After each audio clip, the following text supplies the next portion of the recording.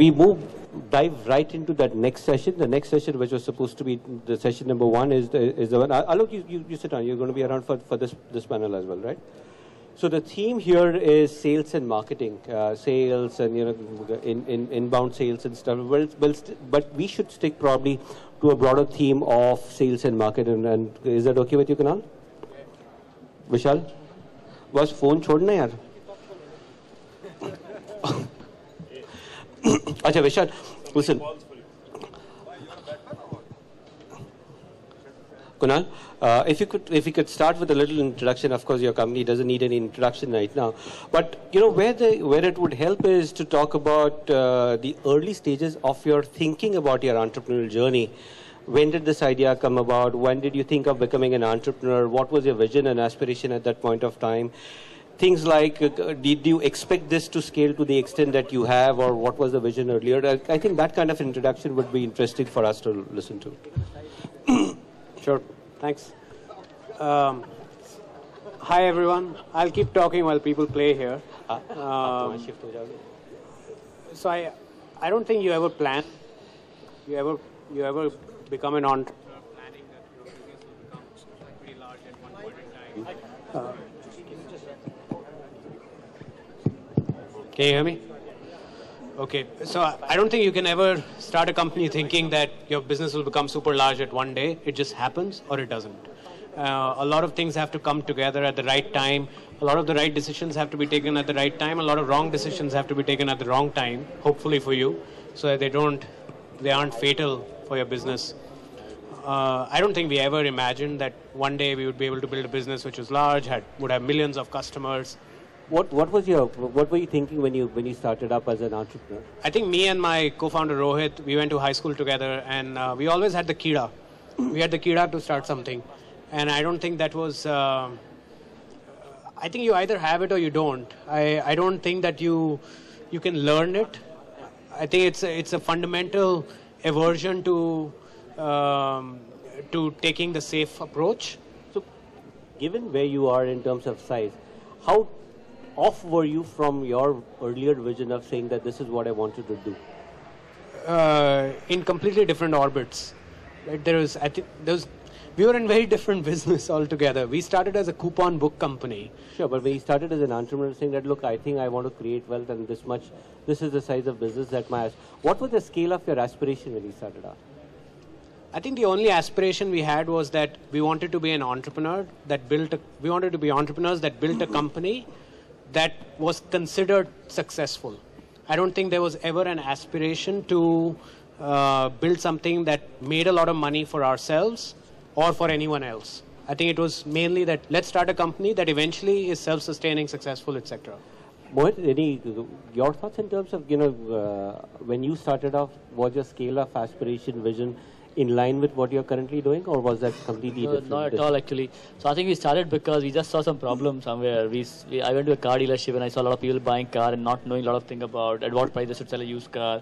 They sign a blank loan form, and the DSA fills it on your behalf and things like that. So we started to really solve that thing. I had no clue about what it would be and how it would be.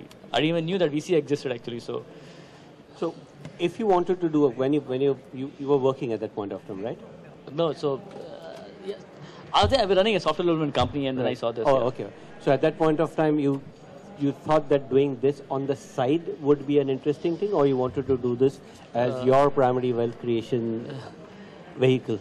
So, okay. So by the time we started Carvalho, I was already an entrepreneur running something else. So I became an entrepreneur because I went to a small village and I saw somebody died of malaria. And I thought, how could somebody die of malaria? And they said, we are completely cut off during monsoons from a village to a district hospital. So I started doing a telemedicine. I said, I'm not going to go to US. And I had a H1 visa at that point of time. Till the time we really built a telemedicine in this country. So I started doing telemedicine in that village. And it took me 2-3 years. We could never do it, could never take off, etc. But that's how we started, basically. But you don't started to do any big company or wealth creation, nothing. You wanted to solve something, I think. Yeah. Vishal, we've always heard of your views on funding, startups, etc. But it's very interesting to hear your journey in terms of, when did you think of becoming an entrepreneur? Why did you become an entrepreneur? Or were you always like this? I was always like this. Never improved. Actually, I was never formally trained in doing what I'm doing. I started programming games when I was 13. There were no computer institutes. I pretty much got books and manuals and started learning myself. I was hardly in school. I used to play volleyball, of course. Now I am a volleyball. I toured all around the country. And because I was in Bombay, I used to do few things. And of course, everybody talks about jugaad, but there were things beyond jugaad which I did. And one of my most favorite things was jhol.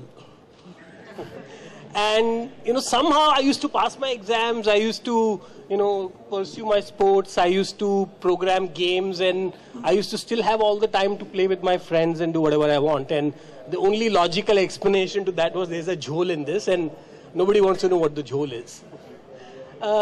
And when I started the company itself, it was, again, nothing was planned. It was my garage where I was doing it. And it was all fun. And, You had a house with a garage in Bombay? No, not a garage in the sense, let us put it that way, as a kholi. Because in Silicon Valley, they call it garage. And let's say I have a kholi where it was done.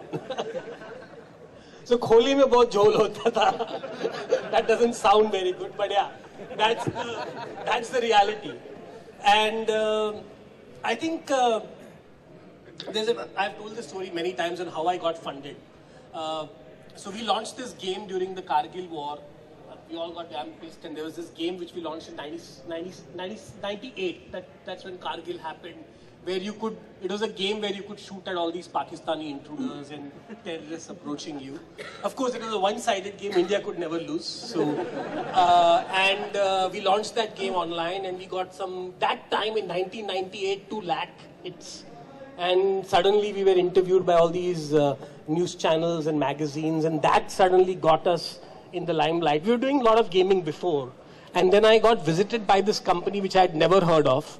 So I was pretty much in t-shirts and shorts in my office, and for the first time we had this callers telling them they're calling from a company called PricewaterhouseCoopers, and I'm like, what is Waterhouse? Are you in some water department or whatever? I mean, so for the first few times we just drove them away. I said, I don't want to meet. They said, we are an investment bank. I said, I already have a bank account. I'm sorry. So I didn't want to meet them. And then a friend of mine who was doing chartered accountancy, he said, no, yeah, these guys are big and beat them. I said, we called them. So for the first time in my life, I had 3 people come in full suits in a kholi. That time, did you have a vision, plan? No, nothing. So basically, they told me in 1998, when I was 22, what is venture capital and what is VC and what is funding. And I did not even know what is the meaning of a stock. I said, listen, I don't want any of this. That was my first answer. They said, no. They said 2 crores is what you're supposed to. Yeah. They said you should get 2 crores, you can do this and do that. I said, no, I don't want it. So they said, I asked my dad, he says, what is it? I mean, my dad was, nobody knew about venture capital and all that at that time. So he was like, what is this venture capital? Is it like a loan? So I asked him, is it like a loan? They said, no, it's like a loan which you don't have to return. So I said, now that makes sense. So somebody is going to give me a loan which I don't have to return. And I said, isme tumhara kya jugaad hai? Pehle wo batao. I mean, what are they trying to do? So they said, they're going to charge me some 25 lakhs of fee. I said, get out. I don't want to. And finally they came and they said, okay, we have a new model for you, which is called success fee model. I said, what is that? They said, only if we get you the money, we take this. I said, of course, yeah, mere baap ko kuch nahi aata hai. Let's sign up and start. But listen, this is not a funding session which we finished. No, but what I'm trying to tell you is that I was completely ignorant on all of these things. And but subsequently, because you've formed subsequent companies, you've invested in subsequent companies as well. Was your scale of aspiration a different figure when you started off your second company, or now with the confidence you are saying, ki abhi to main, I can be the king of the world? Listen, yeah, I still operate from Costa Coffee. Oh, yeah. That's what I do there. I have coffee. That's my office. So it's as low end. I mean, I know Cafe Coffee Day is a little more low end, but I don't like their coffee, but that's a different thing. So I think you have to have your own bootstrap mentality. Right. Before you can ask other people to bootstrap. I think that's where it starts from. And, I prefer meeting people at Costa Coffee and eat vada pav. rather than meeting them in expensive 5-star hotel lobbies and in private suites in Four Seasons hotels. How many of you have had those meetings? Yeah. Now that's the favorite hangout of VCs right now. They will call you to Four Seasons. Kunal, coming back to you. You've had some very interesting marketing initiatives, right? The PR initiative and stuff. You want to talk a little bit about that? And also, one of the questions that had come up yesterday as well was, how do you get to your first 1,000, 10,000 customers, and what did you do differently that allowed you to go to that level, or whatever that number that defined now we are on our way? Yeah, I think what we realized early on was, if we don't differentiate ourselves in a really cluttered market, we're not going to matter. We're just going to burn a bunch of money and be irrelevant after that. So for us to do something that made us relevant, it had to be fairly clutter breaking. Right? So we did a number of things. There's a village in North India near Panipat where they didn't have water for 47 years. So we went and installed like 20 hand pumps, and they decided to name the village Snapdeal.com Nagar. So did that really happen? I mean, yeah, you can go there. So, check it out. Nobody uses it, so it doesn't matter. So whose idea was it? Was it the team's idea? Was it the PR agency's idea? No, I don't think there was any idea there. We just wanted to do it. And it got to visit. And I think it just found a momentum of its own thereafter. But we didn't even there is no release that we did, oh, look what we have done. I think people just found out on their own. Right, because it got covered in TechCrunch and a whole bunch of other places. Then we did other things also. Last year on Valentine's Day. Before you did that Snapdeal Nagar, there was already traction onto your site, and traction as defined. We'll come to that word in a little bit. I don't think so. You may feel that way today. At that point, relative to today, we had no traction. No, relative to today is a very different story altogether. But the area in which most startups, especially many of the people who come to these kind of forums, would be struggling with is, how do I get this damn thing from the 100 friends that are using it to maybe another 10,000 or 20,000 or 25,000 people? And that's the first hurdle that they really need to cross before it starts getting into any level of traction that may not at that point of time. See, my philosophy in life is, everyone needs a godfather, right? Or a godmother, right? For us, it was a godmother, where we had absolutely no traction, no idea, nothing. Just the two of us with a PowerPoint presentation. And we found someone who was willing to be that godfather for us, gave us something which was the initial 1 liter of fuel, which we didn't waste, and used it to get the additional 10 liters of fuel, and then the 100 liters and the 1,000 liters of fuel. So what specifically did you do to get that? Because this 10,000 figure, for some reason, seems to be a big bottleneck for a lot of people, and they are not able to get to that hurdle. I think it's at some level it is because there's a chicken and egg situation in most cases. It is, yes, it is. If you don't have this, you don't have that. If you don't have that, this won't happen. I think it's persistence at the end of the day. You need to be working on something that is worth something, but after that it's persistence. You have to have a gadha for you to go to that. You have to have some sort of a gadha mentality at some level, and you try opening as many doors as you can, and hopefully, like Alibaba, one will open. What was your experience in Carwale, Mohit? How did you get to that level where you knew that the business was worth pursuing and getting on? Or when did you get to that level of saying that, look, right now we've launched the website, beyond our family and friends, how do we get to that next level? Where did you make your investments? Where did you spend your time? How did that happen? I mean, questions like, is PPC the right thing? Is AdWords the right thing? Is PR the right thing? Is hardcore marketing the right thing? Ads the right thing? What are the kind of things that you did? I think before all of that, the first thing which we really struggled with initially was to say, what is that one thing that we really want to solve? So we realized that even in the auto industry or the car buying industry, there are hundreds of problems that we can look at. Right. Then we said, there's one thing we want to solve, which is to help a used car buyer find a car. That's all. We said we'll worry about nothing else. We'll just go and do this. So after we did this, I think once you did this, then you say, I want to go and tell a buyer that, I'm the best place if you want to buy a used car. I put a small ad in Times of India spending 5,000 rupees, where everybody puts an ad. All the used car dealers put an ad. I put a number saying 1,000. It's a big 1,000 number over there. Say 1,000 cars, www.carwale.com. Everybody has that 10 cars on that page, right? So I think that was one big thing. We started getting some 100, 500 people. After that, I think it was easy to go to Google and, create a lot of right content which people can go and search and find us, because we didn't have money even to spend on SEM. But we start coming up when somebody writes used car. Even today we own that word. So it's just the right content. We started writing about how to find a used car, how to evaluate it, how to find its price and things like Lots that. of blogs and articles. Yeah, and so I think more content. But what is more important is that we are not all over the place. We didn't say we want to put a classified, so let's add bikes to it, let's everything to it. No, we just said let's do one thing. Sure. So, Kunal, where did you spend your money on, or where did you spend your time and energy, if not money, on to get that first level? Look, the reason I'm focusing on that is because that is the hurdle where most people are not even able to get to, and that's an area that would be of interest to most of the. So I think the audience that we're talking to today right now are what we call aspiring entrepreneurs, or people who are just at the very beginning of the journey. You know, I feel fundamentally there are two types of businesses, right? One that require money to get to even point A, right? And my kind of business, unfortunately, happened to be that. And then there are some kind of businesses that don't need that initial capital to get to that point A, just viral traction. Give me an example. So Google versus e-commerce, right? And you need to know which one you are doing. And the sooner you realize that, the better it is. Otherwise, you'll be spinning your wheels. You'll feel you've covered a lot of distance, but there'll be no displacement. Right? And we felt that way for a couple of years in the beginning. Couple of years, huh? Yeah, a couple of years. And the best part is every day you're going to work, working 12, 13, 14 hours, you're feeling the needles moving, and today was better than yesterday. In retrospect, it wasn't. Right? And the sooner that realization dawns, the better it is. But I think once that realization dawns, what kind of business you're building, and hence what your needs are, whether it's people, capital, advice, or just plain traction, viral traction, you need to chase that with like absolute brutality till the time you get it. Sure. At any point, did you find a discomfort saying that, look, is this really working? Should we change track? Or did you keep focused with that one or two things that you were doing constantly?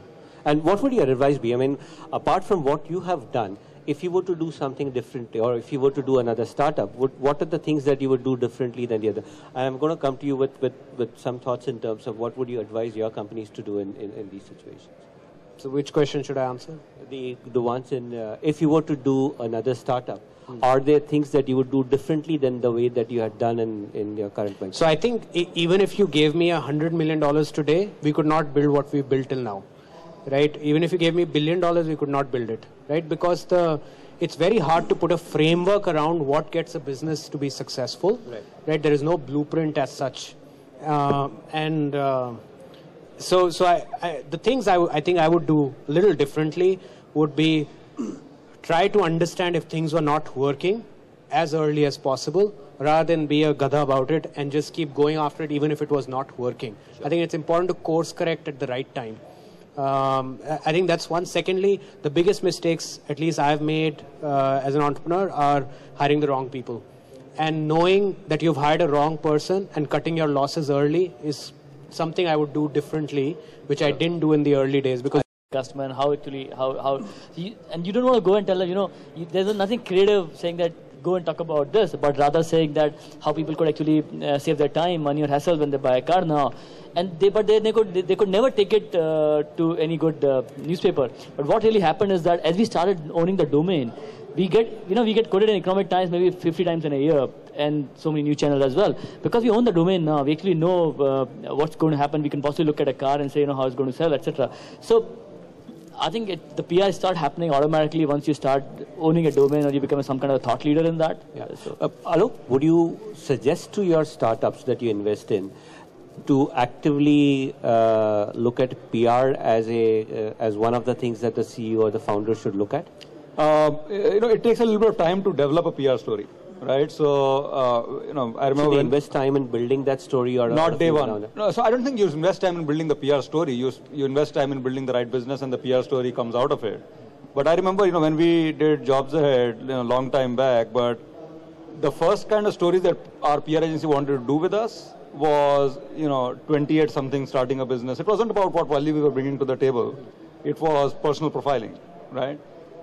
It doesn't make sense to me, right? So to Mohit's point, if you build the right product, you begin to get traction. I think that's what gives you the PR credibility and pointers. Otherwise, it's going to be, even if you get coverage, right, I don't think it helps the business. asking, how do you get to 10,000 first 10,000 customer? I think the bigger problem is to know which customer you want to target to. If you look at the bell curve, I think you want to target to this niche or that side, either end of it, basically, not the middle. Middle is commodity, not differentiated. Explain this bell curve bit. No, I'm saying for any product, right? You can look at luxury segment, and you said a Porsche is one of the most luxurious car, and you can look at safety as Volvo and things like that. Right. So the point is, if you look at the middle, it's commodity. It's so much more undifferentiated. Versus you say, I want to do something. For example, in my case, we said, we just want to help a used car buyer, no one else. Fair. So to me, if you really know who your target customer is, it's possible to build a product, and then you can get a word of mouth, then you can go and do something. Fair. I just want to add something. So it's very important to personify your customer. So let me give you an example of who I think are my customers who are playing games. So a customer who plays my games is 18 to 36 years old male, lives in a smaller city, owns a 8,000 rupee mobile phone, is a fan of Salman Khan, big fan of Salman Khan. And these guys prefer to talk in their own language, but they will try to communicate in English. And there was one other thing, these guys give a lot of galis. So that is what, when I describe a customer to you, this is a gamer. If you know a person like this, I want to meet him right now and give him a hug because he's giving me money. That's how you have to go in profiling and segmenting your customer. And which actor he likes, what food would he eat, and so on. And a lot of people just have very generic point of who their customers are. And now, once I have defined you a customer, it's very easy to now go and pinpoint the guy. So every person who wears this Being Human t-shirt, I love them because I know they're playing my games. And everybody else is on this stupid iPhone which nobody buys. So do you have that? Android is worst. So Kunal, question to you. Do you now, at what stage did you start getting into processes around marketing and sales? And I would look at marketing and sales as different things, but at what stage were you doing things like jugaad or trying various things? At what stage did you, and do you think that was the right decision, or would you do it differently now? I think it's a good question, and you don't want to get into the processes very early because then that's all you'll be doing, managing processes and sanctity of processes and doing less work actually. But there comes a point when your scale starts becoming larger and you start realizing there is so much operational friction in getting just very basic things done because people aren't talking to each other. There is no protocol of who does what. And there comes a point where you actually have to put down some processes. But, I think that comes at a much later stage in scale. So what kind of scale, what kind of stage would you say that you need to invest upfront in processes? And you may have done it differently, but having gone through that experience, what stage would you say that this needs to be invested? For example, would you do it at a level where you know that the pilot or the initial traction seems to be proven, and I would now invest upfront in people and processes so that my scaling up faster? Or would you let that scaling up happen and let the processes and the people get funded from the the volumes that are coming in? So I think I would do the question a little differently. I think you need different kinds of processes at different points in time. You may need a small process in the beginning, and as you get larger, you may need to tackle another part of your sales or marketing with another kind of process. But I don't think there is like a starting point where, okay, go, now we will have process. I don't think it's ever like that. Sure. It's the stuff that is giving you the most amount of viscosity or friction along the way that you say, okay, we need to sit down and solve this problem, and this is how we will solve it going forward. Wonderful. Mohit, in your case, at what stage did the founders start giving up control over processes like marketing and sales, or you still control that? What's your view on how this needs to be? Because a lot of entrepreneurs who come about their weakest area is sales, and most weakest, even weaker than that, is the concept of whole marketing, the entire thing, while they might be good at sales as a Okay, so I think marketing for us was very, very important because we believe that marketing is actually... Did you have domain within expertise, marketing expertise within the team? Or one of the founder was doing it, co-founder was doing it, but we realized maybe in 1 year's time that maybe he's not the best guy to do it, and we replaced, and we hired someone from outside who start actually get a better perspective. I think for us, it was more about people and not about processes. Rather, we've been so much against the processes, because you make processes and then you start rewarding people for following the processes. When everything is changing in the market all the time, you get new problems every day and you really don't know how to solve because you have a certain process to it. So I think we just worried about, as he said, I'll worry about people, everything else. So that's what we did actually. Rather, we are very much against the process in general. There are good processes and there are bad processes. Budgeting is a good process, for example, or hiring in a certain way is a good process. But to do a particular thing and say, this banner has to go up, banner to be uploaded, it will go through 3 different approvals is a very bad thing to do actually. So in my opinion, in my experience, we've paid a lot of attention to who are the people doing it, and we get a lot of authority to go and make mistakes and say, don't come and seek permission, just go and come back and say, sorry, I messed it up. And so that's how, in fact. So I want to add on the process bit. So this is a word which I am terrorized of because, ever since we started, we were bombarded with processes. We had investors and accountants and all kinds of consultants doing that for us. And every process implementation failed. Till we realized the biggest mistake. What was happening was, rather than setting up processes, what we really needed was setting up goals for people and measure them on a daily basis. And in fact, even today, I get daily reports from pretty much all my divisions and companies. Because what happened now is that since there was a goal and they were measured on a daily basis, they had to themselves figure out a process to deliver. So process became part of the solution and it was not part of the problem. And nobody ever complained that I have to follow a process. So simple, figure out a goal and process will be figured out on its own. I think that's really the solution we found. Yeah, it's an out. Now, and this is a question too, and I'm going to ask Alok to answer first, and I'm going to ask the rest of the panelists to. Do you think sales and marketing is a process that can be outsourced and consultants hired, or would you expect the startup to build some competencies around sales and marketing at the initial stages in-house itself? So what we did, and we had both a sales function because of selling into companies and a marketing function. We took a lot of help in terms of consulting. How do you view this as an investor? How do you view this? When a startup comes to you saying that, look, we don't have the sales and marketing expertise, but here's a consultant that we've been working with for the last 1.5 years, and they've been able to get us to the point where we are, which could be a good point, but that competency doesn't exist within that team. See, ultimately, I think the kind of companies that we invest in have to own the competence of sales and marketing, right? But they need specialist help in areas, right? For example, every startup which is doing consumer marketing will end up hiring agencies for creative design. That's a competence which is very hard to own in-house, and you don't want to own it because you want to tap into the best ideas that are available everywhere. But you want to own your own marketing ops, right? Similarly, on the sales side, you want to in my mind, you always want to own your salespeople. But you might want to outsource. Even in the initial stages when some of the underlying assumptions of the business are not yet tested? I would think more in the initial stages. In the initial stages, really founders are the salespeople.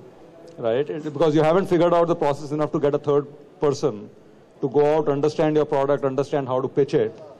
So I think a bunch of two techies, for example, who built a good product. I think two techie founders will be able to go out and do a better job of sales on day one than hired salespeople, in-house or outsourced. Would you agree with that, PK? Yeah. Tell you that nobody sells better than the people who built it. But if they absolutely, if it's a B2B sales game and it's a bunch of 22-year-olds, and this sale needs to be made to the CTO of a 5,000 people company. Agreed. Still, if you're selling to the CTO, the two techies may actually find something in common. So the point I'm trying to make is, in this case, initially you have to start somewhere, and he's absolutely right when Alok says, trying to find somebody and then teaching him what to sell may actually be a far bigger, hill to climb than to go and do a sale the techie way and not the sales way. So I would probably... Actually, I think this whole sales people is actually a myth. And this has all come from the sabun and the toothpaste companies because, they wanted salespeople to sell their products. If you really look at ideas, if you really look at new businesses and startups, it is the people and the passion which has to sell. That is what it is. I mean, people should look into your eye and see that whatever he's doing, I want to buy this product. It's about selling a dream, it's about selling a vision, it's about selling a story. And the point that you are trying to hire your first employee, to your, trying to get a place on rent, to, creating your first business card, you are always trying to sell a story. And you are pretty much a merchant of dreams in that way. And so that is really important, and no salesperson can replace this. So, exactly, I mean, whether it's a farmer to Dhirubhai Ambani, right, he didn't have salespeople to sell for him, right? I mean, he did it on his own. Google, they didn't have salespeople till a long time later. So, it's a myth. So folks, among the panelists, are there any points that you want to make around sales and marketing, or should we just open up to Q&A? We have about 10 minutes to go more, which means we can take about 5 or 6 questions at this point of time. Kunal, do you have anything to... I think we didn't talk about... We talked about sales, we talked about marketing, we actually didn't talk about brand. And yeah, that's a good lead into that. And I feel that irrespective of whether you're doing a B2B business or a B2C business, the value of a brand, traditionally I feel in India, has been underemphasized. Actually, the FMCG guys probably were the only guys who were very focused on brand, because for an otherwise commoditized product, they were charging a premium, right, from consumers. I think the value of that and knowing how to build that is very, very critical. And there is no recipe, if you're, that was going to be the next question. But you need to understand the value of investing in your brand, and it has to start with your employees, right? Just making sure that they value your brand when they are putting your logo in the signature that they're sending emails from, making sure it's not a low resolution image, it's a high resolution image. Just small things, right? Small things like those will make a very, very big difference in the long run. Good point. Interesting. Thank you for bringing that up. Vishal, any thoughts on the branding side? I think branding is pretty much everything. That's one of the biggest IP you are creating. And I think what is really happening is that, especially in a country like India, we were largely used to the foreign brands in a way, or, whatever, all these Tata, Birla and Ambani, those were really the brands, and that's what people were thinking. But today, in the last 10 years, there have been the Airtels, all the Bharti and the SR and a lot of new generation entrepreneurs have come up and have been able to create brands. I mean, Snapdeal is now quite a valuable brand in itself. And this has all happened in a very short period of time, with one bigger emphasis that people are now trying to consume content online. Of course, it's much more difficult in the physical space, and I think where you have to do hoardings and TV campaigns and so on. So I think clearly you can do a lot, and I mean, say something on this. So I think to me the branding, to be a brand is to own a word in the consumer's mind. For example, it is search for Google, social networking for Facebook, energy drink is Red Bull, luxury watch is Rolex. It doesn't mean that there are other people who don't make luxury watches, they do. So for Carvale, it was a genuine car buyer. When I went to a dealer, I said, I'll get you a genuine car buyer. That's what I said. So to me, when you want to build a brand as a startup, you want to narrow it down. You don't want to do 10 things, you want to do one thing. And you want to narrow it down. Your punchline has to be as narrow as possible, if possible one word. You want to have lesser product lines, not too many. And typically when the startup doesn't really work and the sales are going down, people sit down and say, what do we do more? Rather, what they should be saying is, what do we do less, and how do we get more focused and do only one thing, and really hit it so that people know this startup exists for this. So they exist for getting you great offers and great deals. That's how it should be. So to me, you want to build a brand when you want a category, or when you want a name in somebody's mind. So you like those entrepreneurs who book Carvale, seatcovers.com, Carvale, flowers.com. So Kunal, Snapdeal, I guess you're changing your model to go into a more generic thing. When you talk about branding, when you Snapdeal, does that brand name, do you see being a challenge, or is this something that becomes generic with the entity rather than a particular point? And is there a conscious effort in trying to build any of this? So I don't think we are changing much. We are. It's the same consumer, we're just offering more things for them to buy. It's as simple as that. And I think beyond a certain point in time, a brand becomes just, that actual name of, it doesn't need to mean anything outside of the fact that people trust it. right? And I think at the end of the day, that's what it boils down to. Is this something that we trust? If we trust, if this is a, let's say, a ballpark retail destination, do I trust it enough to buy whatever they sell? So that's an interesting, point about trust. When you started doing television advertising, apart from, of course, the increase in sales and stuff, was there an impact on the trust factor as well? And employees, was it easy to hire people? Was it easy to get deals or whatever else? Yeah, so actually, it was very interesting. Earlier, before the TV ads, so actually, just moving back, right? India is still a country where consumers feel that businesses that do mass media advertising, print, and they are genuine businesses, even if they may be the scammiest companies ever. Home trade and so many more, of course, we all know. But there's still this perception that they are more genuine businesses. So I think that really helped. So for instance, our sales guys who are going and talking to merchants, earlier they would be made to stand outside, not even given water. Now suddenly after our TV ads started coming in, they were invited inside, they were given juice and tea or whatever they wanted. And so it makes a pretty big difference. It makes a big difference, but it has to be clutter breaking. You can't just be on TV or in mass media because everyone else is at. So we were the first non-travel e-commerce company to advertise on TV.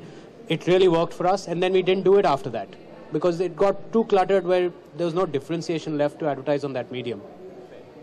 So I think there are some very easy things in branding too, and of course there's a big secret I'm giving up on the easiest branding things which people forget. And these are colors. These are colors. And actually, it's not about my obsession with red, but it's really about your brand. And when India Games started, I love two colors, which is red and black. And we incorporated those in our brand logos and brand colors. And in fact, luckily, they were designed by Hemant Sutar, who just launched his masala brands, right, over here. Brand Masala. So it was designed by Hemant himself, and who's here is a great job. And since then, I personally imbibed them, and of course a lot of our teammates, and if you come to our office, you'll only see these two colors everywhere.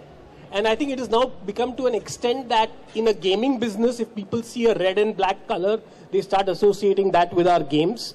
If they see anybody with red shoes, they are associating it with me for some reason.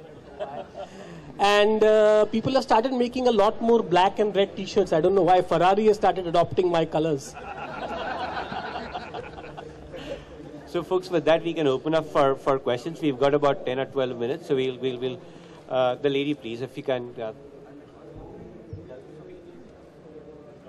a mic? Folks, we have 4 mics when we started away. Is there a mic floating around there? That's why. Hi, the question is for Mr. Kunal. He said about the importance of branding. I want to know, what do you think about the logos? How important is logo in business? And does it have an impact in your business? And how does it impact? Thank you. I've seen selecting a logo is the biggest time sink ever. Because you're never happy enough. It'll never be good enough. It'll never be appropriate enough. Good, thanks. So at some level, it's really how your mind works, and it's a very subjective decision. It's not an objective one, and you can't test it enough.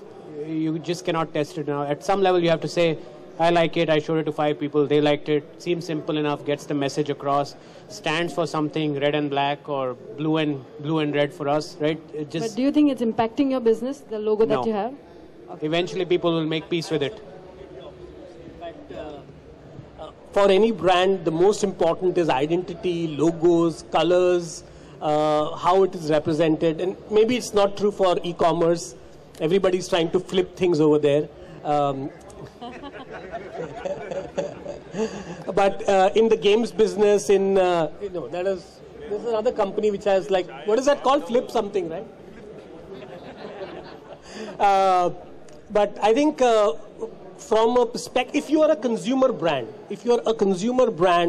people need to remember you in ways they can. So it could be a color, or it could be just a swoosh in the case of Nike, or it could be a cart, which I think Flipkart uses a cart, I think, right?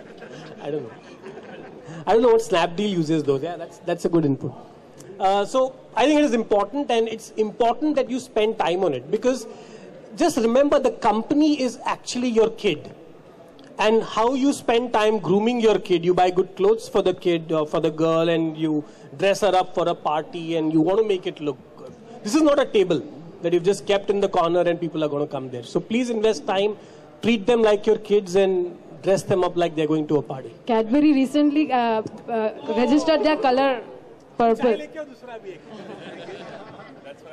Cadbury recently registered their color purple, so nobody uses it. Yeah, so it has an impact. So I don't necessarily disagree with what Vishal said, that you shouldn't spend time. You know, if you're a passionate entrepreneur, there is no way you will not spend time on stuff that you care about. But at some level, I'm sure there are many creative, super cool, super appropriate logos in the world. I don't think we'll remember more than 5 of them right now, right? Because they have to be backed by the right business also. If you don't have the right business, what are you going to do with a fancy, well thought out logo? Thank you. I have a question. Yeah, we'll come to that later. Can you just pass while the mic is around there? If you can just finish that side of the My question is to Kunal again. Like Mohit was talking about focus, and in Carwale they're focusing on a second-hand car buyer. But for sites like Snapdeal and say Yebi and other sites which sell a variety of products across categories, what do you focus on? So, you know, there is going to be a sort of a business focus, right? Hey, we want to be big, we want to sell more, etc. But there has to be a sublime, more philosophical focus also as to what is your real value that you're building with that consumer, that connection that you're building. In our kind of businesses, there are basically 3 key pillars. There's convenience, there is assortment, and then there is value, right? In terms of, you know, are you really delivering value to the customer? And you have to pick which one you're going to go after. It doesn't mean you have to be performing crappily on the other 2. You have to probably maintain parity on the other 2, but you have to pick one in which you're going to stand out, right? And as our name suggests, we know which one we stand out on, right? Which is value. But you have to pick which one it is. Otherwise, you can't be everything to everyone. Hi. My question is... By the way, 70% of traffic on Carnival is for new cars now. So that's where we started with. But that's the question that I was going to ask Alok. Alok, typically and I am again talking about not Kannan as a thing, but you as an early stage investor and through other. When you see startups focusing on a particular area, and they may be, I mean, there's a whole line between persistence and trying to, you know, knowing when that persistence is not going to pay off. At that time, when a few other adjacent opportunities open up, how do you see those when they either approach you with things and look, I want to address these adjacent opportunities? How do you see this as an investor? I think that is one of the key reasons why, you know, key areas where early stage financing should go, right? In figuring out what is the product and the market and how do they fit with each other. And in many such cases, entrepreneurs have come back and, you know, pretty much junked their first businesses in favor of finding something which is a better fit. Normally it has happened in areas, I guess, which are somewhat adjacent to what they started out initially, and that's perfectly fine. So, you know, in one of the businesses that we invested in, you know, Chuckbuck, when we invested, they were a pure movie portal.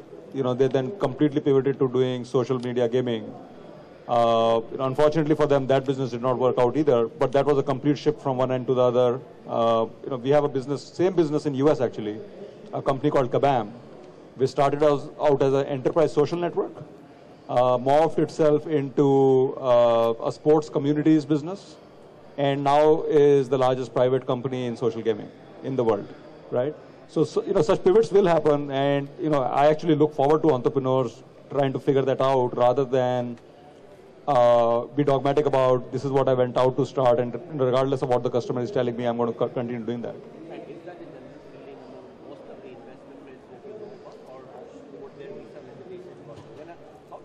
See, I think that is the general feeling amongst most angel investors that I work with.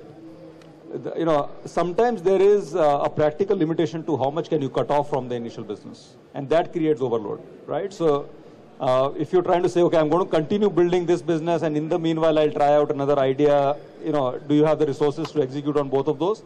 That becomes the practical question rather than really the intent to say I want to allow the company to morph. Hi, my question is for Kunal. like he just said, it's very relative to that. So, once you pivot on something and you move on to something else, one of the things that I've been observing about Snapdeal is, initially I always thought of Snapdeal as a deal site, okay? And that's what the position was. Now suddenly Snapdeal becomes an e-commerce website, okay? How do you take this transition, okay? Do you think this has been really tough for you guys to handle this? And what's the way forward for you guys? Sure. So, tough to manage the pivot? Yes. The evolution? Yes, the evolution from, yeah. See, from a consumer standpoint, actually the value proposition enhances, right? Because suddenly at the same destination, you can get so many other things, etc., etc. Operationally, the larger you are, the more hard shifts that you make, the more hard lefts that you'll make, some of the scaffolding will break. Yeah. Then as a team, you have to figure out how well bound are you with each other, that irrespective of what scaffolding is breaking, you will still stick by each other and make it through. And that's really a test of strength, of quality of team, of DNA of the organization, and strength of the mission altogether of what you're trying to build. But it is non-trivial. Most businesses don't survive out of this. We've done 7 pivots, right? So in the last 5 years. So it's not easy, and it gets harder as you get bigger. Yes. Maybe, at least now I can tell you how you do it. At least what the thing that has worked for us is, even if you know you're going to make a hard left, if you make your team feel, hey guys, something drastically is going to change going forward, you open yourself to judgment by your own team whether you're going to be successful or not. Right? And if people start getting a sense you're not going to be successful, that's not good. People will lose motivation, they'll feel we are losing. You want to make it seem like a natural, free-flowing change and evolution. Something very natural. There'll be some things which will work in the process, some things which will not. Broadly, we have to make it work because we are missionary about this objective of building a great company. Right? So you make it more seamless and evolutionary rather than a hard left, even if it is one.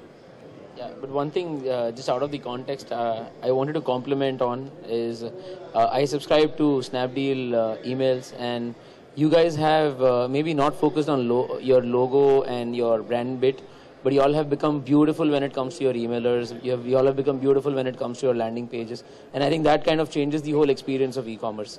And I think a lot of Flipkart kind players. I already purchased. यार पहले बोलते यार 70,000 रुपए के products खरीद लिए मैंने यार स्नैपडील से ऐसे कर yeah, you know, like I'm like a big brand ambassador in my office. You know, everybody looks at me like Salman Khan. I don't mind saying a yes right now. Folks, time for one last question. Okay. Okay, my question is unfortunately again for Kunal, and it's actually one of the classical debates. Kunal is the guy who's always been asked questions, so that's why. Kunal, this is a debate which is classically going on, and I don't think I still think the jury is out. Nobody debates the kind of company and the franchise that you've built via Snapdeal.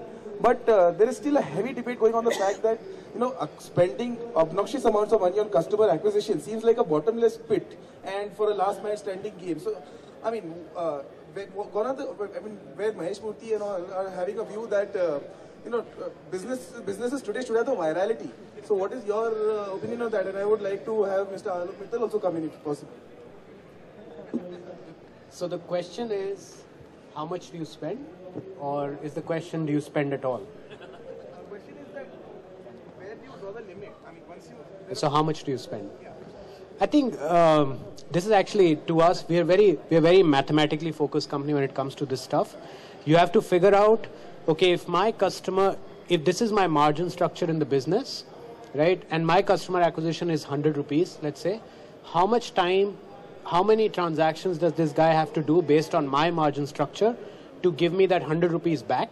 And if that time frame is longer than a certain period of time, then you can assume this guy will be a net negative customer for you.